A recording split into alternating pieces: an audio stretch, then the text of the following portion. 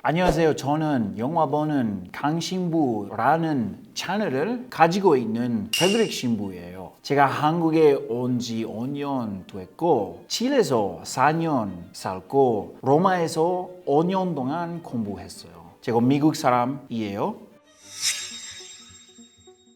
I get this question a lot when people watch exorcism movies. They ask, is it real? Is it something that really happens? And yes, it is. It's something that is practiced in the Catholic Church. Movies exaggerate greatly sometimes what's done, but there is a lot of truth in certain movies. I would say the most faithful exorcism movie to what an exorcism is actually like is a movie called The Exorcism of Emily Rose. If you want probably the closest depiction of what it actually is like, that movie is very close to what it's actually like. For example, The Conjuring, that movie too, is about something that actually happened, right? So all of these movies are based on things that actually happen. Then you might ask, how come I don't hear about these things in real life or see them, right? If it's something this incredible, why wouldn't I hear about them more? Exorcism is taken very seriously in the Catholic Church, and only certain priests can do exorcism. 제가 구마할 수 있는 신부님 아니에요. 하지만 고문사지들에서 감동원처럼 역할을 했어요. They usually have a team of people who assist the priest by praying with the priest. It can be other priests sometimes, but it also can be certain lay people as well who assist the priest. And I have been in 2 of those sessions. So I have seen it done. But what you have to understand is that exorcism is done in a very private way to protect the patients, the people who are suffering from this exorcism. A priest will not talk about afterwards what happens in that session. It's very similar to how a psychologist with their patient, they don't talk about the sessions that they have. They keep that a secret because it can be very embarrassing for people, and it's something so private and something so personal that we don't talk about what happens during an exorcism. We don't talk about it afterwards. So that's why maybe you haven't heard about it. 저 항상 구마하면 의사 필요해요. 그리고 심리학자 필요해요. 그리고 빙의 사인 찾아야 돼요. When a priest, this is something that a lot of movies don't explain and they don't show this part. When a priest does an exorcism, he works very closely with a doctor and a psychologist. They work together so that they make sure that the problem that we're seeing in this person isn't just a medical problem or possibly a psychological problem, but that it is truly a problem of possession. We always work very closely with them, and if there are any medical issues or psychological issues that this person is having, these doctors can help us. For example, one sign could be that someone says something that they otherwise could not know. I've heard of cases of children talking about really high concept things or talking about things that they would never know about or speaking languages that they could never possibly know. In one of the cases that I was a little bit involved with, the child started speaking a language that no one understood. They recorded that language and sent it to a language expert. That language expert said, "This is ancient Mandarin." There was a 9-year-old child speaking ancient Mandarin, and there's no way that person could have known that language. They had no connection with Chinese people, and on top of that, it was ancient Mandarin. So that would be a clear sign of possession happening. That could be one. Another sign of possession could be to suddenly get superhuman strength. I've also seen a case of a woman who overcame 3 fully grown men. She overpowered them. That's something that normally would not happen, and that would also be a sign of demonic possession. Another sign could be aversion to holy things, an exaggerated aversion to holy things. So for example, during an exorcism, someone might take an object like this. This is a rosary. It's a rosary that I pray very often. It's something that's close to God, because when I pray this rosary, I'm talking to God, and so this object, if I brought it near a person who was possessed, they might react to it in a very visceral way, almost like it was burning them. So that's another sign that the person might be possessed. Sometimes as well, they'll make objects appear out of nowhere. right? So that's happened as well. I've heard of cases of people regurgitating nails and making nails coming out. The one case that I saw also was a person who vomited, but it was a very strong projectile vomit when I tried to give that person a blessing. And the amount of vomit that came out of that person was, I think, medically impossible, right? So it's these types of signs that we're looking for to see if the person is actually possessed or not. 구마예식 안에 2개 있었어요. 하지만 구마예식 밖에 가끔은 그것도 볼 수 있어요. 예를 들어서 갑자기 한번 제가 미사하면서 한 사람은 갑자기 소리 많이 지렀어요. 그리고 욕 많이 말했어요. 그리고 다음에 제가 내려갔을 때 기도 좀 했고, 그리고 다음에 구마할 수 있는 신부님 연락했어요. 그렇게 보통 해요. 많은 경험이 있어요. 이런 것을 보면 다음에 좀 조심하게 봐야 돼요. 의사랑 말해야 돼요. 그리고 심리학자랑도 말해야 돼요.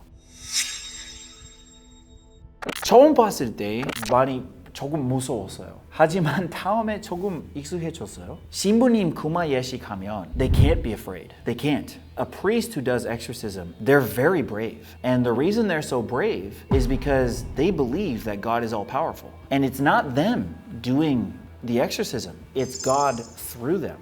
So at first sight, someone who's there, it can be very scary and it can be amazing. But after a while, when you just believe that God is infinitely more powerful than these demons, that fear kind of goes away.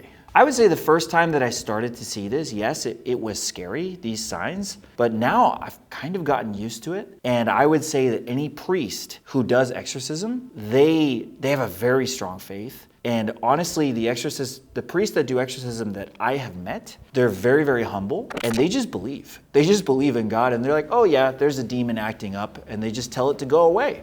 That's what they do, but they do it with so much faith and so much courage. There have been some scary moments, but you kind of get used to it. Short answer is yes. 가끔은 물건에 악마 들어갈 수 있어요. 그리고 그 물건으로 나쁜 것을 자주 하면 그 물건을 나빠져요. 반대편도 있어요. 이것은 그 묵주 자주 쓰면, 그리고 잘 기도하면 이 묵주는 좋은 물건이에요. Things like Ouija boards, tarot cards, fortune telling. In the Catholic Church, we believe that those things can be a door for the devil to come in. What's the main reason for this? When someone is doing a Ouija board or they go to a fortune teller, and I'm talking about when they really believe it, they are not trusting in God, and they're looking for an answer to the future in something that is not God. Someone who goes to a Ouija board to know their future or to find out something, it's because they're not praying properly and they're not talking to God. So they need to go to other things to try and find out their future. In the church, we priests, we're not fortune tellers. We don't try and tell your future. We don't try and tell you what to do. What we'll tell you is you can find that with God. Trust in God. Ouija board 사용하면 하나님을 안 믿고 있어요. 그 순간 안에서. 그래서 가끔은 이 물건 통해서 악마 들어갈 수 있어요. 이름 알면 또 쉽게 할 수 있어요. 그 경험이 있었어요. 그 한 구마 예식 했을 때 갑자기 구마 하는 신부님은 이름 알려줬어요. 알려줬을 때 나갔어요. 그리고 이름 아는 것을 가끔 중요해요. 가끔도 필요 없어요. 그때 달라요. One that I had experienced was, it comes up in the Bible, is Asmodeus. That demon can be present sometimes. And if you know the name of that demon and you tell him to go, it kind of takes away his power. It's like he found me out. One thing that demons like is to hide, right? But if you know their name, they can't really hide anymore. They're brought out into the light. So that's one of the reasons why knowing their name can help. But it's not necessary. Sometimes you can have a successful exorcism without knowing the name of the demon.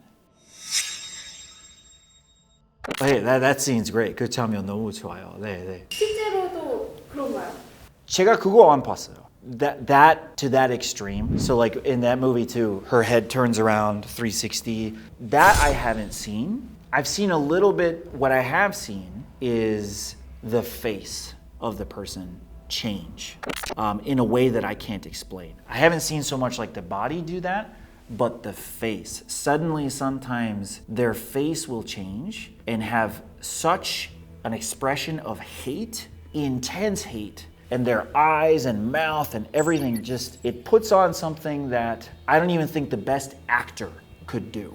That's what I've seen. So that I have seen. But like the contortionism and all that, I think that's more Hollywood making it fun, making it more interesting in the movies. You might ask, why would a demon do that? I found that it scares people. It's very weird sometimes when you see these things. And for me, sometimes when a demon possesses someone, his goal isn't just to hurt the person who's being possessed, but to also hurt all the people that are close to that person. So let's say you see someone who's possessed and they're suffering. What the demon wants is for you to say, why would God permit this? I don't like a God that would permit this evil to happen. And so they start to lose faith. So let's say, for example, I suddenly saw someone going down the stairs like in The Exorcist in that way. It might make me be like, why would God let this happen? This is so obscene. Like, why would he let this happen? I think that that's why demons can do this sometimes in this way. Well, sometimes though the opposite happens, right? When the demon shows himself in this way, people believe more because they're like, well, the devil exists, right? So it goes both ways sometimes, right? I've seen people have their faith increased by an experience of possession. I've also seen people have their faith decrease. It really depends on how much faith they have and how much they believe in God.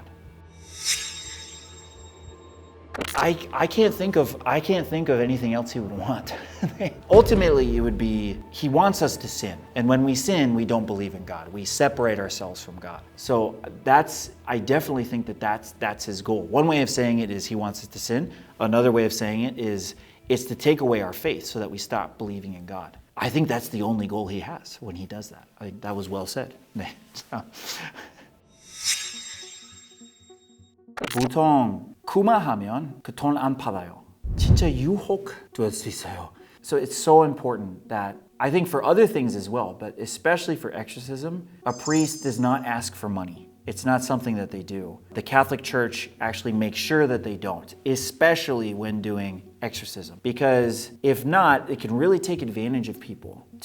They're just doing it for the money. That's why I liked Pamyo. I liked that movie a lot because at the beginning, the characters are all doing this sort of exorcism for money, but then everything goes terribly when they do it that way.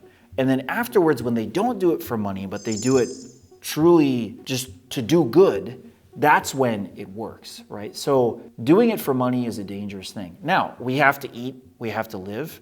We can receive donations. I live on donations. I live on people giving me donations. But for an exorcism, we would never demand that a certain amount of money be given. We would just be there to help as much as we can. I think a priest that does exorcism, they see it as a calling. 부르심이에요. They see it more as a calling and as to really do good for other people than a way to make a living. We all have to make a living. That's important too, right? But we can't live without money. This is true.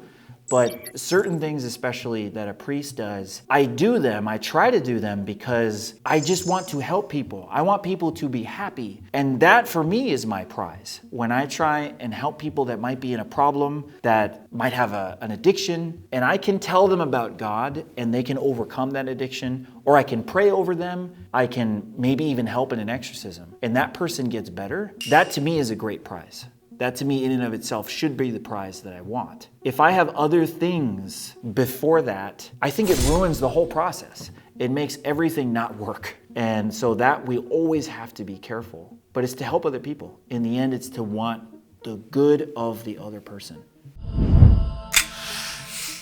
네, 제 채널 영화 보는 관심부 검색하면 좋을 것 같아요. 제가 그 채널에서 다양한 영화 대해 말해요. 검은 사제들 대해 말해요. 그리고 구독자 되면 좋아요.